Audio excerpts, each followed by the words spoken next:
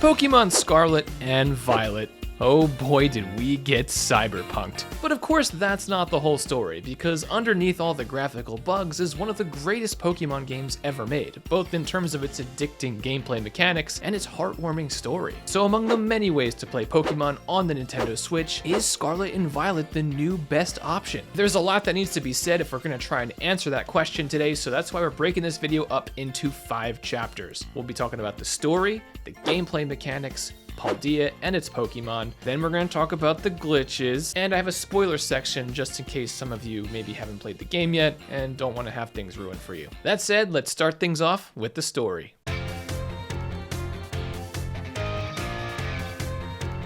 As with every mainline Pokemon game, we embark on our journey as a 12-year-old child who's about to leave home way too early. But this time, instead of leaving home to go complete a Pokédex for a lazy professor, we're actually enrolling in boarding school. If you're playing Scarlet, you'll enroll at the Naranja Academy, and if you're playing Violet, like I did, you'll enroll in the University of Virginia. You'll enroll in UVA. I'm a big fan of this new setup for the Pokemon story because if you think about it, in every single mainline Pokemon game to date, we play as a 12-year-old school-aged child. But there's not a single adventure we go on that involves school. What kind of a message is Nintendo trying to send here? Game Guide 53 officially recommends that you stay in school, kids. As we get ready to head out for school, the headmaster, Director Clavel, stops by our house to bestow upon us our starter Pokemon. The choices between Sprigatito, the grass cat Pokemon, Boykoko, the fire crocodile Pokemon, and Quaxley, the water duck Pokemon. I personally chose to go with Quaxley here, but it was a really tough choice. I really do like all 3 starters this time around. Upon choosing our starter, we meet our neighbor and classmate and obligatory Pokemon game rival, Nemona. She is just a battle-hungry psycho who has to be told at the beginning of the game not to use her championship level team against our level 5 starter. What's unique about Nemona compared to old rivals is that she's already a champion level trainer in the Paldea region. That's right, Paldea doesn't just have one champion trainer like all the other regions do. Anyone who manages to beat the Elite Four has the title of champion, which I think is a pretty nice touch. But since Nemona is excited about us setting out on our journey,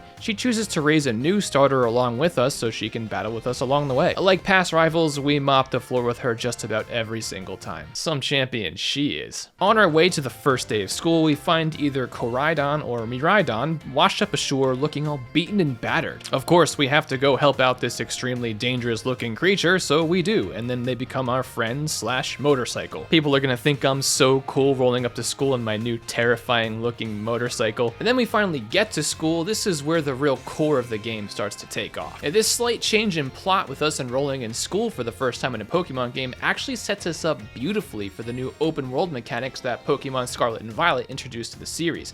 And that's because the whole core of this game is based around your treasure hunt, which is an independent study assignment that's given to you by the school. This treasure hunt is your assignment to go find your own treasure by exploring the open world of Paldea.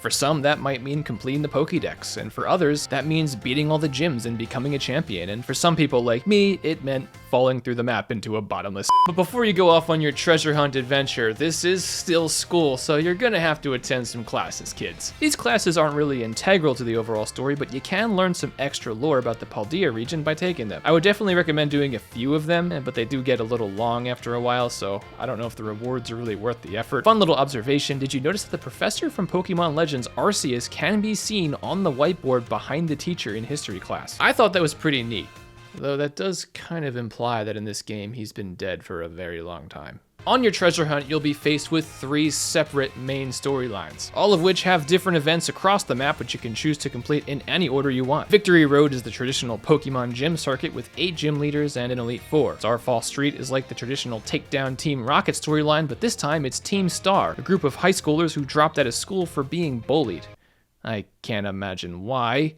And Path of Legends, which is a more unique new addition to the Pokemon story, where you go around with Arven defeating a bunch of Titan Pokemon and stealing their weed. Outside of advancing the story, you gain different rewards for completing each different event. The gym badges are tied to the highest level a Pokemon can be and still listen to you, as they've always been. The Team Star raids give you the ability to craft more and more TM discs so you can teach your Pokemon stronger moves, and defeating the Stone Titan Pokemon actually unlocks more traversal abilities for your Koraidon or Miraidon, like surfing on water, gliding, or climbing up walls. battles. This basically replaces HMs from the older Pokemon games. We'll talk more about the gameplay for these story missions in the gameplay section, but I will say that I found all 3 of these storylines to be extremely fun to play through, and as you complete more and more events, you get more and more story reveals and plot twists. Being able to play all 20 of these story elements in whatever order we please, based on the new open world style, really is a nice touch. It kinda does make you feel like you're on your own treasure hunt, rather than just playing through some predetermined linear path that the game devs set out for you. I found Arven's storyline from the Path of Legends to be pretty wholesome, especially after his reason for wanting to take down the Titan Pokemon is revealed. Once you complete all 3 of these storylines, they tie together in a Sonic Adventure type of way by opening up one 4th and final event, which is something that I'll discuss in more detail later in the spoilers section, but if you don't plan on watching that part of the video,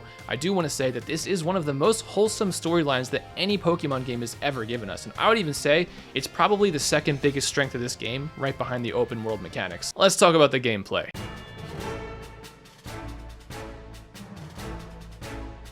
Okay, so what? This game has a pretty good storyline, but you don't care about that. You just want to hear me talk about the gameplay and how it feels to traverse this new open world.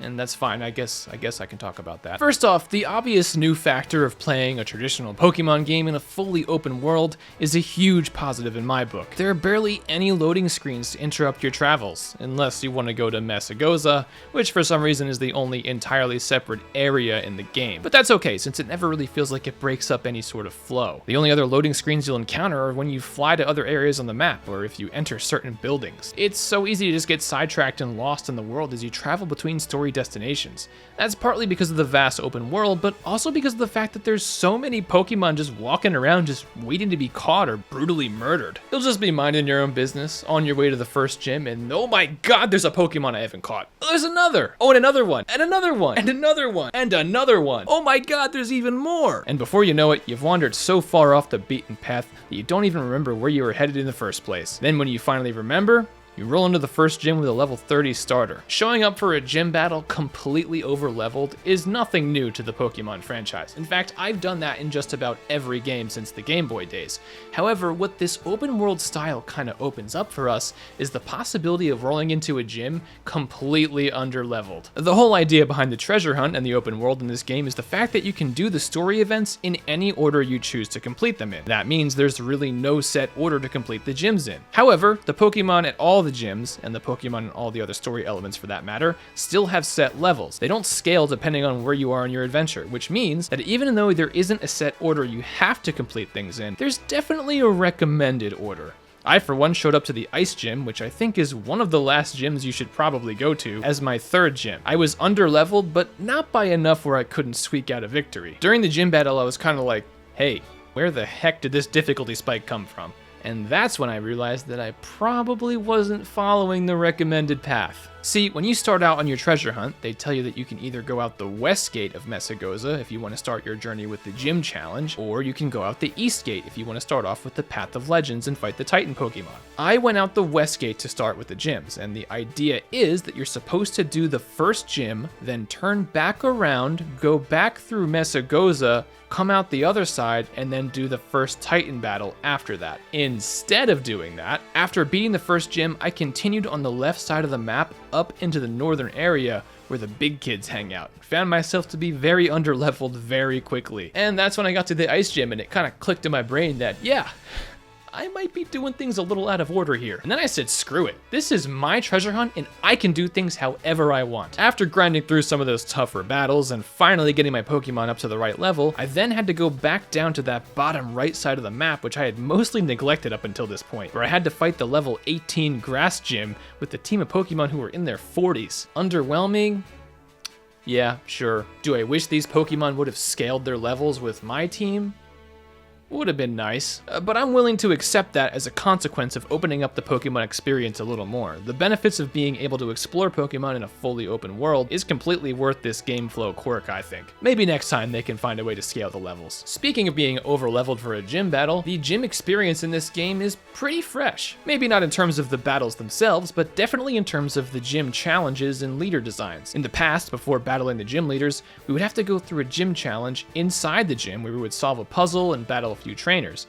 This time, the gym challenges almost exclusively take place outside in the world, and they're much more unique and varied. From doing the olive roll before the bug gym, to starring in a Twitch stream before the electric gym, to playing hide and seek with a bunch of sunflowers before the grass gym, these gym challenges are all really unique and add a lot of character and charm to the game that hasn't really been seen before. A few of the gym leaders are pretty interesting this time. We have Grisha, the thirst-trapped snowboarder who leads the ice gym, my personal favorite, Larry, the apathetic businessman who hates working overtime and fittingly leads the normal type gym. For all my Jujutsu Kaisen fans out there, this guy is basically Nanami. For those of you who have played the game, don't you worry, we're gonna talk more about Larry in the spoiler section. And I also love that Rhyme from the Ghost Gym, who is a rapper, has a sister who teaches at the academy named Time. Get it? Together they make Rhyme Time. Oh my goodness. Who is the genius who writes these games? When you're not taking on the gym challenge, you're going to be going through the other two storylines, Starfall Street and Path of Legends, and let me tell you, these both do add some pretty unique gameplay elements to the mix. In Starfall Street, where you have to raid all 5 of the Team Star bases, in order to battle the boss in a traditional Pokemon battle, you have to first defeat 30 Pokemon in 10 minutes in a star raid. You basically just throw 3 of your Pokemon out there and let them do all the work for you. It's a neat new gimmick, but I didn't find this mechanic to be as fun in star raids as it was in the overworld. If I wanted to level up my Pokemon with relatively low effort, I would just send one of them into a horde of Pokemon to fight on their own. I found the animations of these fights to be pretty funny. This helps speed up the level grinding process even further, as you can passively gain experience for your Pokemon while you continue to explore this open world. Overall, I think this new mechanic is pretty neat. You basically just throw your Pokemon out, tell them to go off somewhere, and they come back a higher level. In the Path of Legends storyline, the new gimmick is that you're basically going to be teeing off against these giant versions of Pokemon. It's kind of like the old Dynamaxing gimmick, but not really, because they get this big from eating this special plant, which is what your objective is, to collect this plant, and they just turn into these like supersized monsters. I would say actually battling these Titans is relatively underwhelming. I mean, they don't seem to be that much stronger than the regular versions of those Pokemon. But I don't know, maybe I just was over-leveled for some of those fights. Speaking of the Dynamax gimmick from Sword and Shield, it's replaced here with terrestrializing.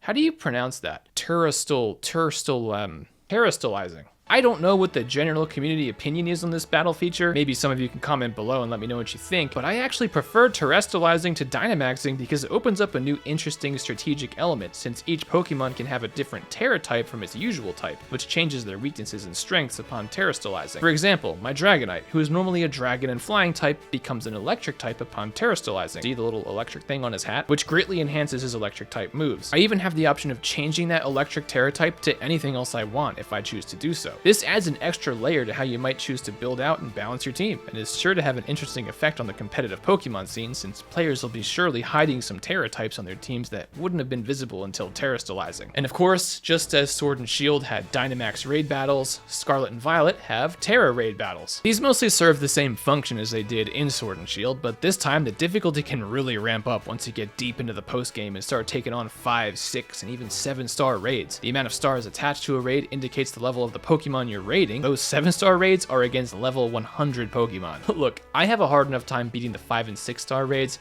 You are not gonna find me in a 7-star raid lobby. To be successful with these higher level raids, you really need to know what you're doing. You can't just spam the same strong attack move over and over again. You need a team to work in unison with stat boosting moves, health replenishing moves, because these Terramons have a ton of HP, and not only that, but they will wipe you out before you know it. Your team of 4 matters a lot, because the difficulty here is significantly higher than almost anything else in the game. And I would imagine that there's lots of folks out there who are really happy to have this type of challenge in a baseline Pokemon game. These Terra raids are the heart and soul of the post game, so if you really like them, you're never going to run out of things to do in this game. One question that always arises with open world games is how fun the experience of traversing that world is. And I'm pleased to say that here it's just about as good as any other open world game you've probably played. Riding on Koraidon or Miraidon's back is pretty fun. He's basically your motorcycle slash horse slash surfboard slash airplane, and he feels just about as good as it would feel to ride on your horse in any other good open world game would. Although, in order to make traversal really convenient and be able to dash, climb, surf, and glide,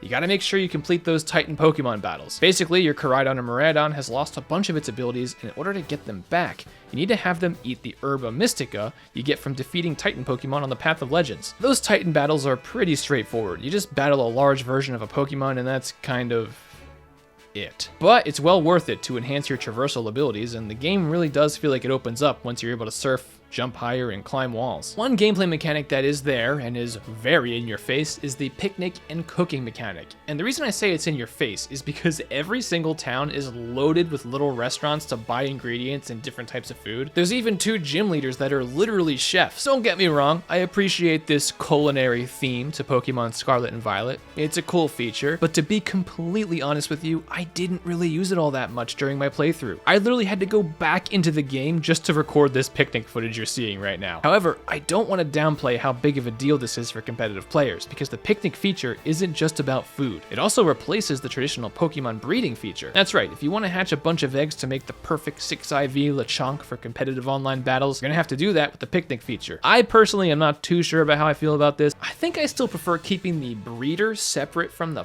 picnic because, well, you know, that's not really the kind of picnic I'm trying to throw here. I wonder what you guys think about the catching mechanics in this game. Of course, they're back to how they were pre-Legends Arceus, but do you think they should have retained that ability to just toss your Pokeball out in the wild and catch a Pokemon without battling it? I had fun with that in Arceus, don't get me wrong, but I also don't mind the traditional method returning. It's how I grew up playing the game, so it's what I'm used to, and I still have a great deal of fun with it. One other change that comes as a result of this shift to the open world style in this game is that trainer battles are no longer automatically triggered by just walking into their line of vision. Trainer battles are pretty much completely optional now and will only commence if you walk up to them and interact with them directly. This change doesn't really bother me that much because whenever I did decide to battle a trainer, they usually only had like 1 or maybe 2 Pokemon that were way lower in level than anybody on my team. It ends up being way more efficient to just train by battling over-leveled wild Pokemon or winning XP candies from raid battles than it is to go through and battle every single trainer. Maybe if the battles were a little more interesting, I would feel more inclined to take them on, but I completely gave up on trainer battles not even 5 hours into my playthrough. As you can tell by how much I've been able to point out about these gameplay mechanics,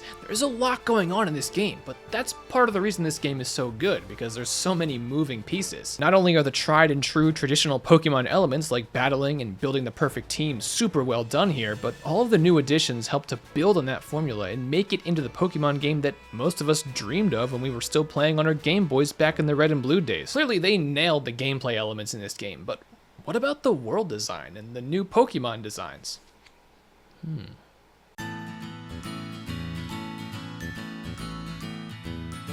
Paldea is a region that is themed largely around Hispanic culture, which is evident throughout the game as Nemona often speaks to you in Spanish phrases, Team Star's catchphrase is "Hasta la vista," and many of the Pokemon's names and designs are based on Spanish words, like Flamigo, for example, who, by the way, is literally just a flamingo. I gotta say, over the past decade or so, I've really enjoyed watching all these different cultures become the inspiration for each new Pokemon region. Like how Sun and Moon were based on the Hawaiian Islands, Sword and Shield were based on the UK and their soccer craze, and now we have Scarlet and Violet, which is mainly based on the Iberian Peninsula from Spain. These cultural inspirations are so well done that it's literally one of the biggest things I look forward to whenever they announce a new Pokemon generation. I'm a big fan of the new Pokemon we've met that call this region home. I'll start with the starters. Sprigatito is just completely adorable. Look at him. He's just so cute that I didn't even pick him. Fuecoco has the most absent-minded looking design that's so hilarious, I almost picked him. I really like his evolution line too. Each one looks kind of like a Spanish Day of the Dead skull. He even picks up the ghost type in his final evolution to pay further homage to that design inspiration. I decided to go with Quaxley, who truly deceived me. His first evolution looks like a very posh, studious duck with nicely coiffed hair. When I saw Quaxley, I figured his further evolutions would kind of build off of this little scholarly design, and by the end of the game, I'd have some sort of Professor Duck, if you will. So I decided to name him Esquire, because he looks like he'd make a really great lawyer. Boy, was I wrong. As Quaxley evolved, I started to see some red flags with the middle evolution. Looked kind of like a moody teenager, but that's something we have seen with other evolutions before, so I was still hopeful. But then, as he moved on to his final evolution, he decided to abandon his academic pursuits in favor of a career in the performing arts, becoming a salsa dancer by the time he turned 36. This design choice, while surprising to me, I think is completely awesome. I mean, look at my little Esquire go. He literally shimmies on his opponents after he beats them in battle. It would have been nice if he chose to become a lawyer, but but I'm still a proud parent, and I fully support his decision to become a dancer. Just a reminder that Game Guy 53 still officially recommends that you stay in school, kids. Some of the other regional Pokemon that really stood out to me as my favorites during my playthrough were Clodsire, who looks like a literal piece of human waste, but was so useful that he stayed on my team through the entire adventure. Annihilape is a badass new evolution for Primeape. Look at this dude. Need I say more? Obviously everyone loved Lechonk the second we met him before the game came out, though I wasn't too keen on his second evolution. I also didn't realize that we had never gotten a Pokemon based on a dolphin until Paldea. This Orthworm dude is also an oddball, but for some reason, I like him. He just kind of gives off a pretty neat vibe. There's also Bramblin, who is literally just a tumbleweed. I think they're running out of ideas. There's also Gimmighoul, who I really like, and I'm still trying to grind to evolve him into a Goldengo. Which also leads me to another thought about the evolution methods in this game. There's some pretty bizarre ones. Like for Gimmighoul specifically, you have to collect 1,000 Gimmighoul coins and then level him up, and then he'll become a Goldengo. That's a tall task. To get your Primeape to evolve into Annihilape, you have to use Rage Punch 20 times in battle, which is kind of bizarre. And then you've got this dude who only evolves after you let him walk 1,000 steps with you outside of his Pokeball. It's kind of interesting seeing all these different evolution methods show up in this game. It used to be just Firestones, Thunderstones, and level ups. It's neat. It's pretty clear that they're trying to innovate. I'm curious about what you guys think about the pseudo-legendary in this game, Baxcalibur, the Ice Dragon. I think he's the most Godzilla-looking Pokemon we've ever gotten. He does have a cool design, and I made sure to include him on my team, but I will say that I found myself preferring some of the older pseudo-legendaries over him, as I eventually pretty much completely replaced him with Dragonite. Is Baxcalibur a worthy pseudo-legendary, or is his design a little underwhelming for you? I really don't know. There's a pretty good selection of pseudo-legendaries in this game, so Baxcalibur kinda has a lot to live up to. Overall, I was a pretty big fan of a lot of these new Pokemon designs this go around. I think a fair amount of them drew their inspiration from the Hispanic theme, and a lot of others were just flat out cool looking. I'd love to hear who some of your favorites are in the comments below. I've been asking for a lot of comments this video.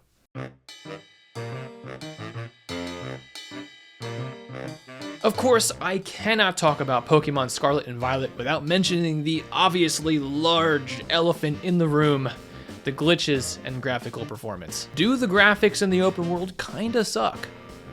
Yeah, yeah, they kind of do. But I'm really not lying to you when I say it wasn't enough to ruin my experience for this game. The game design really is that strong, but that said, it is perfectly justifiable to be a little frustrated with Game Freak over this one because some of the stuff is just glaringly obvious. I won't dwell on this topic for too long because by now, everyone gets it. The game was a complete technical mess at launch, but I will just share a couple of things that clearly stood out to me on my playthrough. The only game-breaking glitch I ran into was when I clipped through the map and fell all the way down through the mountain and into the water below it. It somehow happened when I got into a battle with a wild Pokemon in the middle of a cave entrance at the top of the Glacideo mountain, and then when I ran away from the battle, I clipped straight through the floor and fell right down to sea level, where I was then able to swim around under the map, so that was kinda neat. This was obviously something that interrupted my exploration, but honestly, I just found it more funny than anything. I also did notice the warping rock walls on multiple occasions. You can see in this clip how the textures on the wall warp and change as I move closer to and away from the wall.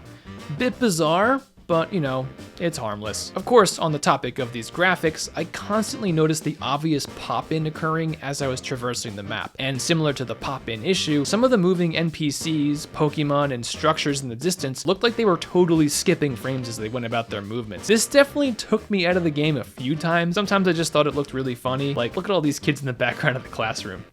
That's not normal. They look like they might be having seizures.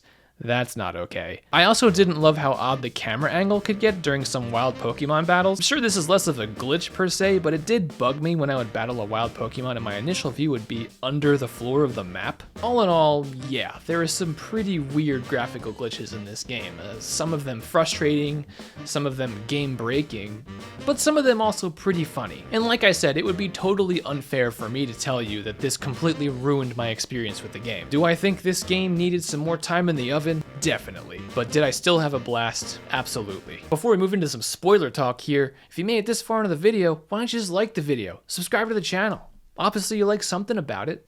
Really appreciate it. We do a lot of fun stuff around here. We're a cool crowd.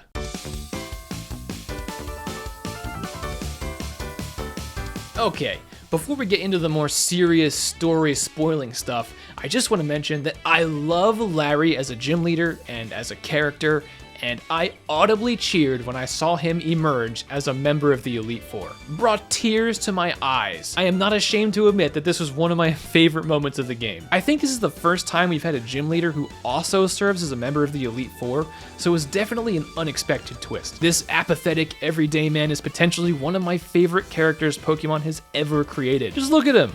He somehow looks exhausted, but at the same time, so full of life. I like how his businessman persona goes along with his normal type usage, but then his like salt and pepper colored wispy hair kinda goes along with his later flying type team as a member of the Elite Four. And this also leads me into another aspect of the Elite Four that I was a little disappointed about when I realized it. Normally, each Elite Four member in Pokemon games has their own chamber you battle in. These chambers are typically decked out with decorations, colors, and just general vibes that give you a visual clue to the Pokemon type that the Elite Four member uses. This has always been a charming part of the Elite Four experience for me. But here, in Scarlet and Violet, you battle all 4 of the Elite Four members in the same generic room. I mean that literally, because when you beat one member, they call the next one into that same room to battle you. This was kind of a letdown for me. I always like stopping to take in the vibes before moving on to the next Elite Four member, but Game Freak has ripped that experience away from me this time. That's not cool. Also on the topic of the Elite Four, traditionally in most Pokemon games before you get to the Elite Four,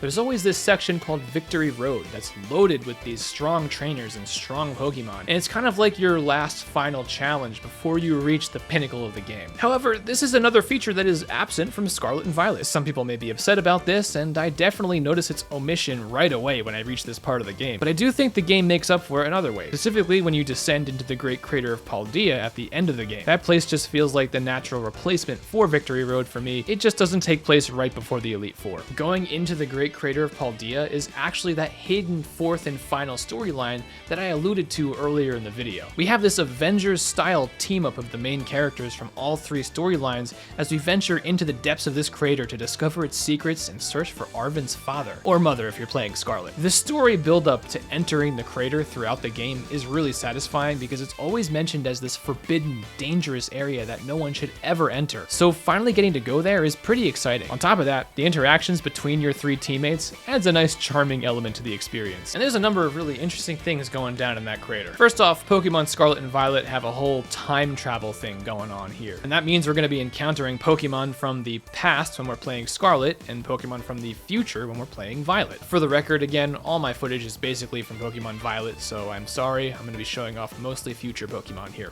These guys are pretty strange, and if I'm being totally honest with you, I'm not entirely sure how I feel about them. I appreciate them as enemies to defeat, and I do think they give off very unsettling vibes, fitting for the end of the game. If the goal with these Pokemon was to make us feel downright uncomfortable, then that goal was certainly achieved, which is a positive thing in terms of endgame threats. I think it's pretty neat that this crater doesn't just have some stronger Pokemon in general, but rather these actual anomalies. However, when I say I'm not too sure about them, I mean that in terms of whether I would put them on my team or not. I can't say there's a single Paradox Pokemon whose design I prefer to their original variant. Maybe that's just a me thing, but it is what it is. These guys are just robots. They all look like steel types to me, which threw me off when I was trying to decide how to battle Professor Turo, who had a whole team of them. That's right, we have to battle either Professor Sada for Pokemon Scarlet or Professor Turo for playing Pokemon Violet. And plot twist, this is when we find out that Professor Sada or Professor Turo is actually Arven's parent and actually died years ago in the crater.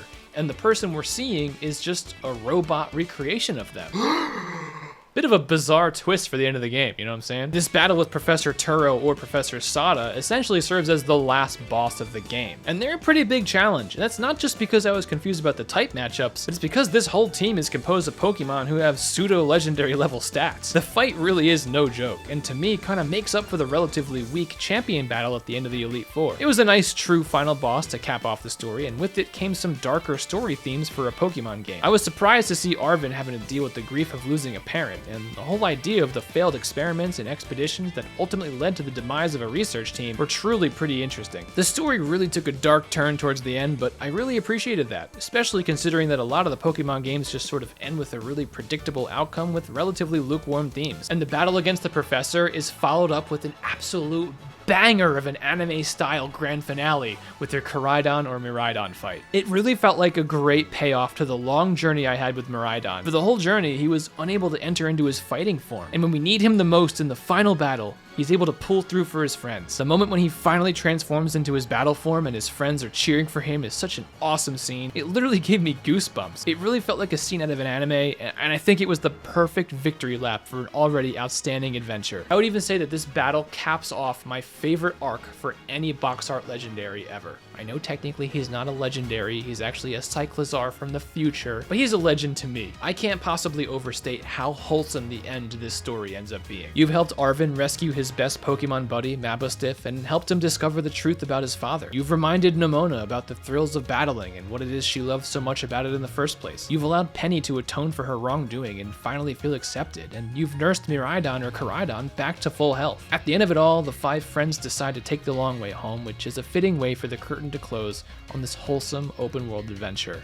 And in my opinion, one of the best Pokemon stories we've ever gotten in a mainline game. But of course, as with all Pokemon games, we aren't really done once the credits roll. Once you reach the post game, there's one more mini story arc where you have to go around and defeat all the gym leaders one more time, as ordered by the champion, which ends up being pretty disappointingly easy after you beat that professor down in the pit. And then you unlock the school tournament, which you can play as many times as you want. It's kind of like the tournament you get access to in the post game of Sword and Shield, where you get to re-battle some of the strongest versions of the different characters you face throughout the story. But aside from that, the only post-game unlock is really the more difficult Terra raid battles, 5 stars and higher. Honestly, if you're not really that into the raid battles and you're not really the type of person who wants to build a competitive Pokemon team to use online, and the post-game doesn't really offer a whole lot that isn't already there during the main playthrough, which is a little disappointing in my opinion. Other Pokemon games usually have you unlocking new areas to explore with different Pokemon to catch in the post-game, but that really isn't the case here. I'm sure they're saving some of their ideas for some sort of DLC expansion in the future, but at the recording of this video, I would argue that the post-game is definitely lacking for your more casual fans. Of course, putting the work in to complete the Pokédex is a lengthy endeavor that will likely take each player several hours even beyond the credits roll, so it's not like the credits roll and you have to put the game down right away if you don't like the raid battles. But I am saying that there